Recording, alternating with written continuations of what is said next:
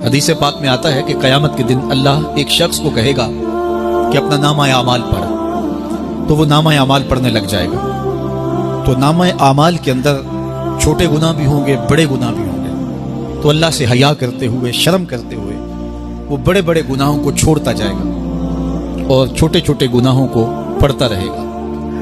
جب وہ سارے گناہ پڑھ چکے گا اور کتاب ختم ہوگی تو اللہ تعالیٰ اسے فرمائے گا، میرے بندے تو نے یہ جتنے گناہ پڑھے ہیں میں نے سب کو بدل کے نیکیوں میں تبدیل کر دیا۔ تو بندہ کہے گا، اللہ ابھی تو میرے بڑے بڑے گناہ رہتے ہیں جو میں نے پڑھے ہی نہیں۔ فَضَحِكَ النَّبِيُّ حَتَّى بَدَتْ أَنْيَابُهُ، حضور جب یہ بیان فرما رہے تھے تو حضور اتنا مسکرائے کہ صحابہ نے حضور کی داڑھیں دیکھ لی۔ تو جب کوئی بندہ اس کے حضور توبہ کرتا ہے، اللہ یہ نہیں دیکھتا اس نے گناہ کتنے کیے ہیں، یہ دیکھتا ہے بندہ آیا میری چوکھٹ پہ ہے، تو اللہ اس کے پچھلے سارے گناہ معاف فرمائے۔